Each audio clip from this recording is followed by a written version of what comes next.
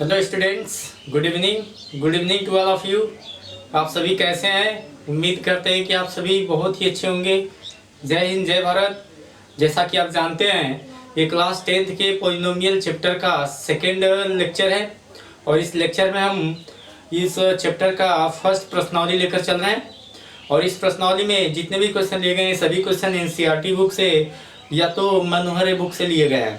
तो आइए इस क्वेश्चन को देखते हैं। इसमें पहला क्वेश्चन आपका है, किसी बहुपद fx के लिए y बराबर fx के ग्राफ दिए हैं। प्रत्येक ग्राफ में fx के शून्यकों की संख्या ज्ञात कीजिए।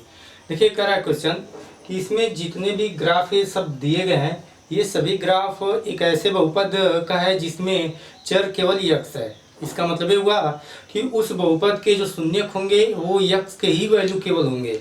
तो इस कंडीशन में हम अगर ग्राफ पर देखें तो यक्स का केवल मान हमें उसी पॉइंट पर मिलेगा जहां पर ग्राफ एक्स एक्सिस को इंटरसेक्ट करेगा। तो पहले ग्राफ में देखते हैं। पहला ग्राफ इस प्रकार से है। यहाँ पर हम देख रहे हैं कि ये जो ग्राफ है यक्स एक्सिस को केवल एक ही पॉइंट पर इंटरसेक्ट कर रहा है, मतलब कि यक्स एक्सिस को इस पॉइंट पर प्रतिच्छेद कर रहा है। तो अब बताइए, यहाँ से इस पर तो बहुत सारे यक्स के वैल्यू और वाई के वैल्यू होंगे, लेकिन इस पॉइंट पर अगर हम देखें तो केवल यक्स का ही वैल्यू होगा। कहने का मतलब हमें जो बहुपद प्राप्त है वो बहुपद केवल यक्स चर वाला प्राप्त है। तो इसका मतलब उसका जो शून्यक होगा वो केवल यक्स का ही मान होगा। तो यहाँ पर केवल यक्स का मान देने वाला केवल एक ही पॉइंट है, यक्स का ही केवल मान देने वाला यही पॉइंट है। और इसके अतिरिक्त जितने भी पॉइंट होंगे वहाँ यक्स के अतिरिक्त और भी चर राशि के वैल्यू मिलेंगे, लेकिन केवल यक्स का जो वैल्यू होगा इसी पॉइंट पर ही मिलेगा। तो हम ये कह सकते हैं कि इस ग्राफ से केवल हमें एक ही शून्यक प्राप्त होगा, मतलब इस दिए गए ग्राफ के बहुपद का केवल एक ही शून्यक होगा। और यहाँ पर अगर हम देखें तो इसमें यक्स एक्सिस, दूसरे ग्राफ जो है इस ग्राफ में यक्स एक्सिस को यह ग्राफ कहीं पर भी इंटरसेक्ट नहीं कर रहा है। तो जब किसी भी बिंदु पर प्रतिच्छेद नहीं कर रहा है तो इसका मतलब ये हुआ कि इसका एक भी शून्यक नहीं होगा। अब आइए तीसरे ग्राफ पर देखते हैं। तीसरा ग्राफ हम देख रहे हैं कि इसमें जो ग्राफ है यक्स एक्सिस को एक बिंदु पर इंटरसेक्ट कर रहा है। वैसे तो ये करने के लिए वाई को दो बिंदुओं पर इंटरसेक्ट कर रहा है, लेकिन यहाँ से हम देखें तो वाई का वैल्यू यहाँ पर कुछ ना कुछ होगा, यक्स का वैल्यू क्या होगा, 0 होगा। तो जब यक्स का वैल्यू 0 होगा तो ग्राफ में अगर हम जो बहुपद की बात करें तो बहुपद में केवल यक्स के ही वैल्यू मिलेंगे। इसका मतलब यक्स का वैल्यू 0 कभी नहीं होगा। तो हम कह सकते हैं कि यक्स का ही केवल वैल्यू अगर मिल रहा है तो इसका मतलब और भी अदर चर राशियाँ जो हैं उनका वैल्यू क्या है, 0 है। तो हम इस तरह से देख रहे हैं कि इस पॉइंट पर केवल यक्स का वैल्यू मिलेगा और अदर जितनी भी चर राशियाँ हैं सभी के सभी वैल्यू 0 होंगे। तो अब हम कह सकते हैं कि जो बहुपद है, बहुपद का शून्यक यहाँ से हमें केवल एक ही प्राप्त होगा, क्योंकि यहाँ से केवल हमें यक्स के एक ही वैल्यू मिल रहा है। तो हम कह सकते हैं कि इस बहुपद के ग्राफ द्वारा हम देख कर बताएंगे कि इसके शून्यकों की संख्या कितनी है, 1 है। अगर यहाँ पर देखें चौथे वाले ग्राफ में, तो इसमें हम देख रहे हैं कि यह ग्राफ इस यक्स एक्सिस को, ये यक्स डैश है, ये यक्स है, इस यक्स एक्सिस को 2 पॉइंट पर इंटरसेक्ट कर रहा है। तो यदि 2 पॉइंट पर इंटरसेक्ट कर रहा है तो यहाँ से हमें ये पता चलेगा कि इस ग्राफ के 2 ऐसे पॉइंट है जो यक्स का केवल मान दे रहा है। अतः हम कह सकते हैं कि इस ग्राफ के कितने शून्यक हैं, 2 शून्यक हैं। इसी तरह से अगर 5वें ग्राफ की बात करें तो इस ग्राफ में ये जो ग्राफ है हम देख रहे हैं कि इस यक्स एक्सिस को 3 पॉइंट पर इंटरसेक्ट कर रहा है। तो जब 3 पॉइंट पर इंटरसेक्ट कर रहा है तो हम कहेंगे कि इन 3 पॉइंट्स पर यक्स का ही केवल मान मिलेगा और इसके अतिरिक्त कोई वैल्यू नहीं मिलेगा। तो अब यहाँ से कह सकते हैं कि इसके कुल कितने शून्यक होंगे, 3 शून्यक होंगे। यहाँ पर बात करें तो ये जो ग्राफ खींचा गया है यह इस यक्स एक्सिस को 2 पॉइंट पर इंटरसेक्ट कर रहा है। तो इसका मतलब कि यक्स का केवल मान हमें इन्हीं 2 पॉइंट पर मिलेगा और अतिरिक्त हमें चर राशि का वैल्यू क्या चाहिए, 0। तो अगर अतिरिक्त चर राशि का वैल्यू 0 चाहिए तो वह केवल यही 2 पॉइंट है जहाँ पर यक्स का कुछ न कुछ वैल्यू होगा और अन्य राशि का वैल्यू क्या होगा, 0। तो यहाँ से हम देख रहे हैं कि कुल 2 पॉइंट है, अर्थात इसके कितने शून्यक होंगे, 2 शून्यक होंगे। और यहाँ पर इस ग्राफ की बात करें तो तो यह ग्राफ x एक्सिस को 1 2 3 4 पॉइंट पर इंटरसेक्ट कर रहा है, तो इसके शून्यकों की संख्या कितनी होगी? 4 होगी। और यहाँ पर देखा जाए तो कुल 2 पॉइंट पर इंटरसेक्ट कर रहा है, अतः इसके शून्यकों की संख्या 2 होगी। तो अब आप समझ गए होंगे कि ग्राफ, किसी भी ग्राफ को देखकर हमें यदि शून्यकों की संख्या फाइंड करना हो तो कैसे ज्ञात कर सकते हैं। चलिए अब आगे हम बढ़ते हैं अगली टॉपिक पर, किसी बहुपद के शून्यकों और गुणांकों में संबंध। किसी भी बहुपद के शून्यक और उनके गुणांक में क्या संबंध होता है, आइए इसको समझते हैं। तो आइए इसे समझने से पहले आप इसे समझिए। जैसे मैं लिख दूं x² + 5x + 6। यदि इस बहुपद का अगर हमें फैक्टर फाइंड करना हो तो आइए देखते हैं कैसे फाइंड करते हैं। आप क्लास 8 में और 9th में भी फैक्टराइजेशन कर चुके हैं, आइए फिर से देख लेते हैं। जैसे इसका फैक्टर अगर हम करें तो x² + 3x + 2x + 6 इतना लिखेंगे।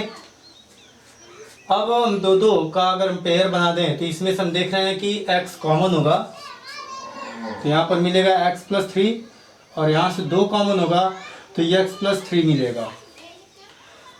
अब यदि हम इस टोटल में कॉमन देखें तो x + 3 यहाँ पर भी है और यहाँ पर भी है, तो हम देख रहे हैं कि x + 3 कॉमन होगा, तो यहाँ से बचेगा x प्लस यहाँ से बचेगा 2। तो हम देख रहे हैं इसका जो फैक्टर होगा ये चीज़ x + 3 और x + 2 प्राप्त हो रहा है। तो अब यदि मैं इसके शून्यक की बात करूँ, इस पॉलिनोमियल के शून्यक की बात करें तो शून्यक आप जानते हैं कि x का वह वैल्यू होता है जिस पर दिया गया पॉलिनोमियल क्या हो जाए, शून्य हो जाए। तो यहाँ पर हम पॉलिनोमियल को शून्य मतलब करना है, मतलब x का हमें वह वैल्यू निकालना है जिस पर पॉलिनोमियल क्या हो जाए, शून्य हो जाए। तो हम इसको ऑलरेडी क्या कर रहे हैं, 0 कर रहे हैं। तो जब ये 0 होगा तो यहाँ पर भी बराबर 0, ये भी इक्वल में 0 और यहाँ पर भी इक्वल में 0 आएगा। तो अब यदि मैं इसको इस साइड लेकर जाऊंगा तो हमें x + 2 = 0 प्राप्त होगा। तो यहाँ से हमें x का मान -2 मिलेगा। लेकिन जब मैं इसे इधर लेकर जाऊंगा तो हमें मिलेगा x + 3 = 0 और यहाँ से x का वैल्यू -3 मिलेगा। तो हम देख रहे हैं कि x बराबर -2 और x बराबर -3 पर इसका जो वैल्यू होगा क्या हो जाएगा, 0 हो जाएगा। अब रही बात, यदि मैं इसमें 2 से मल्टीप्लाई कर दूं, दोनों पक्षों में 2 से मल्टीप्लाई करके देखूं तो यहाँ से हमें मिलेगा 2x² + 10x + 12 = 0। तो जब 2 से आप मल्टीप्लाई कर रहे हैं तो हम देख रहे हैं कि इस टोटल में जो 2 है कॉमन के रूप में मिल रहा है, आप उसे कॉमन ले सकते हैं। तो इस तरह कॉमन कर लीजिए, x² + 5x + 6 = 0। फिर इसके बाद सेम वही चीज़ हमें यहाँ पर भी मिल गया, तो इसका मतलब जब इसका हम फैक्टराइजेशन करेंगे तो हमें इतना प्राप्त होगा। तो हम यहाँ पर लिख सकते हैं डायरेक्ट 2 × x + 3 x + 2 = 0। तो अब यहाँ पर आप बताइए, इस बहुपद का भी शून्यक हम देखें तो x, जब इसको हम सॉल्व करेंगे तो x का वैल्यू -3 और x का वैल्यू -2 प्राप्त होगा। मतलब इस बहुपद का भी शून्यक वही है जो इस बहुपद का शून्यक है। तो आइए अब इसके बाद अपनी टॉपिक पे आते हैं। टॉपिक हमारा ये है कि किसी बहुपद के शून्यकों और उनके गुणांकों में संबंध ज्ञात करना है। तो आइए मान लीजिए कि हम बहुपद ले रहे हैं, द्विघात बहुपद ax² + bx + c। तो यदि इसके गुणांक की बात करें तो यहाँ पर a और b इस चर राशि के क्या हैं, गुणांक हैं, और जो c है वो क्या है, अचर पद है। और यदि इसके शून्यक की बात करें तो हम मान ले रहे हैं कि इसके जो शून्यक हैं अल्फा और बीटा हैं। इसके 2 शून्यक होंगे क्योंकि इसके जो मैक्सिमम घात है 2 है, अर्थात ये द्विघात बहुपद है तो इसके जो शून्यक होंगे केवल 2 होंगे। तो यहाँ पर एक हमने अल्फा मान लिया, एक बीटा मान लिया। अब यहाँ पर आप देखिए, ये जो द्विघात बहुपद है इसके 2 शून्यक थे, एक -2 था, एक -3 था। तो -2 और यदि -3 इसके शून्यक हैं तो हम कह सकते हैं कि x + 2 और x + 3 ये क्या है, इसके गुणांक, फैक्टर है। क्या है, फैक्टर। तो हम देख रहे हैं कि यदि x = -2, यहाँ पर भी जो x का वैल्यू होगा अगर हम अल्फ़ा माने तो x is equal to alpha और x is equal to beta होगा। तो इसी के अकॉर्डिंग जैसे मैं इसको इधर लेकर आऊँगा तो x प्लस 2 इसका एक फैक्टर मिलेगा, और इसको जब इधर लाएंगे तो x प्लस 3 इसका एक फैक्टर मिलेगा, मतलब कि इसके दो फैक्टर x प्लस 2 और x प्लस 3 मिल रहे हैं। तो उसी तरह से यहाँ पर भी जब हम अल्फ़ा को इस साइड लेकर आएंगे तो हमें x माइनस अल्फ़ा और बीटा को जब लाएंगे तो x माइनस बीटा, ये दो इस बहुपद के क्या होंगे, फैक्टर होंगे। तो अब इसी को हम देखते हुए इस तरफ से हम लिख सकते हैं x माइनस अल्फ़ा और x माइनस बीटा यदि इसके दो फैक्टर हैं तो इसका जो गुणांक है, इसका गुणांक x माइनस अल्फ़ा और x माइनस बीटा मिल रहा है। यदि इन दोनों का हम मल्टीप्लाई करें तो हमें इसके इक्वल मिलेगा। लेकिन एक कंडीशन और, यहाँ पर अगर हम देखें तो अगर इन दोनों शून्यकों का हमने मल्टीप्लाई किया तो हमें ये चीज़ मिलेगा। लेकिन अगर इसमें मान लीजिए किसी एक गुणांक से अगर गुणा किया गया है तो उस गुणांक से उसके शून्यक पर तो कोई इफेक्ट पड़ नहीं रहा है या उसके फैक्टर पर कोई इफेक्ट नहीं पड़ रहा है, बस वह गुणांक उसके आगे मल्टीप्लाई के रूप में लिख दिया गया है। तो सेम उसी तरह से हम मान कर चलेंगे कि इसमें भी एक गुणांक है k, मतलब k से अगर हम गुणा करें तो इस बहुपद को हम प्राप्त करें, ये चीज़ मान कर चल रहा है। हो सकता है k का मान अगर 1 रहेगा तो हमें ये कंडीशन मिलेगा इस तरह से, मतलब ये कंडीशन आएगा जब x का मान k का मान 1 के अतिरिक्त और भी कोई संख्या रहेगी तो हमें इस तरह का मिलेगा, मतलब वहाँ पे 2 भी हो सकता है, 3 भी हो सकता है, 4 भी हो सकता है। तो इस तरह से हमें कंडीशन प्राप्त होंगे। तो हम इन सभी कंडीशन को एक साथ लेकर अगर चलना चाहें तो हम इस तरह से लिखेंगे। तो अब आइए देखते हैं। तो इसका मतलब ये हुआ कि जब हम इन सभी का मल्टीप्लाई करेंगे तो हमें ये संख्या ये बहुपद प्राप्त होगा। क्यों? क्योंकि इस बहुपद के सब क्या है, फैक्टर है। तो जब फैक्टर है तो इनका यदि मल्टीप्लाई करें तो हमें सेम यही बहुपद प्राप्त हो जाएगा। तो हम इस तरह से लिख लेंगे। अब इनका हम मल्टीप्लाई कर लें तो यहाँ से हम लिखेंगे ax square plus bx plus c is equal to, इसका मल्टीप्लाई करेंगे तो k इंटू यहाँ से x square minus alpha into x, उसके बाद माइनस बीटा इंटू एक्स, फिर इसका जब मल्टीप्लाई होगा तो प्लस अल्फ़ा इंटू बीटा, ये चीज़ मिलेगा। अब इसके बाद देखें तो यहाँ पर हम लिखेंगे A X square plus B X plus C is equal to K into, यहाँ पर हम माइनस एक्स कॉमन कर ले रहे हैं। तो माइनस एक्स जब कॉमन होगा तो यहाँ पर बचेगा अल्फ़ा और यहाँ पर प्लस बीटा। तो हम इस तरह से लिखेंगे x square plus minus common कर लें, तो जब माइनस कॉमन कर लेंगे तो दोनों टर्म प्लस में हो जाएगा, और एक्स भी कॉमन कर लेंगे तो यहाँ से अल्फ़ा प्लस यहाँ से बीटा मिला इंटू एक्स, इस तरह से, और प्लस अल्फ़ा इंटू बीटा हम लिख सकते हैं। अब इस के से हम अंदर मल्टीप्लाई कर दें तो यहाँ पर हमें मिलेगा A X square plus B X plus C is equal to, K से मल्टीप्लाई जब करेंगे तो ये हो जाएगा के इंटू एक्स स्क्वायर माइनस के into alpha plus beta into x plus के इंटू अल्फ़ा बीटा, ये चीज़ मिलेगा। अब इन दोनों पक्षों का कंपैरिजन करें तो यहाँ से हम देख रहे हैं कि एक्स स्क्वायर का जो गुणांक है के है और यहाँ पर एक्स स्क्वायर का गुणांक ए है, ये दोनों आपस में इक्वल होंगे। तो यहाँ पर हम लिखेंगे दोनों पक्षों की तुलना करने पर, दोनों पक्षों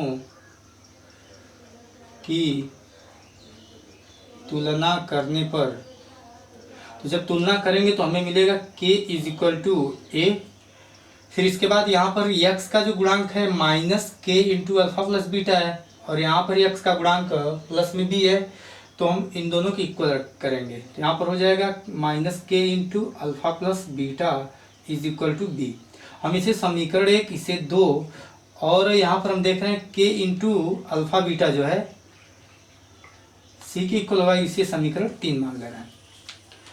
तो अब हम क्या करेंगे कि समीकरण 2 में 1 से भाग देंगे। तो यहाँ पर लिखेंगे समीकरण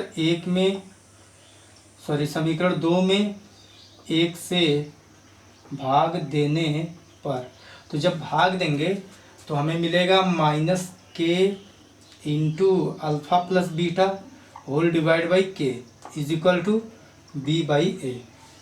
तो अब हम देख रहे हैं कि के से इसका के से के को काट सकते हैं। तो यहाँ से हमें मिलेगा minus alpha plus beta is equal to B by A, जिसे हम इस तरह भी लिख सकते हैं, alpha plus beta is equal to, इस माइनस को हम इधर लेते हैं, या माइनस में हम कह सकते हैं कि माइनस से दोनों पक्षों में यदि मल्टीप्लाई करेंगे तो ये प्लस हो जाएगा, ये वाला हो जाएगा माइनस में बी बाई ए। तो अब हमें यहाँ से alpha plus beta is equal to minus B by A ये प्राप्त हुआ।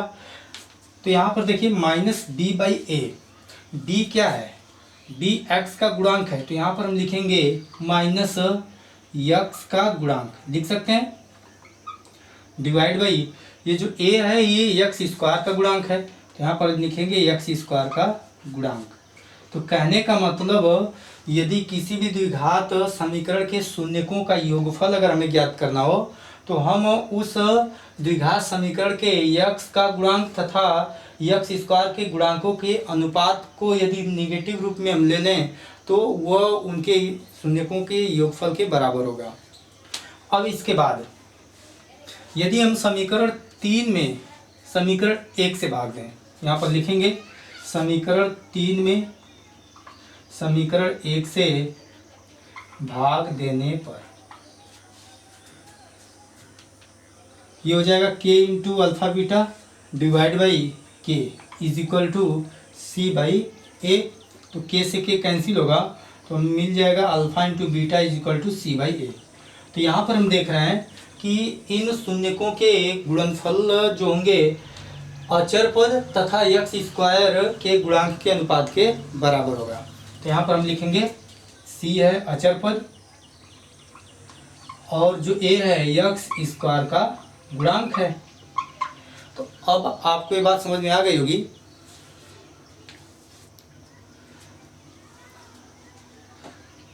यहाँ पर नहीं दिख रहा है, हम इसको थोड़ा ऊपर लिख दे रहे हैं। c जो है अचर पद है और जो a है एक्स स्क्वायर का गुणांक है।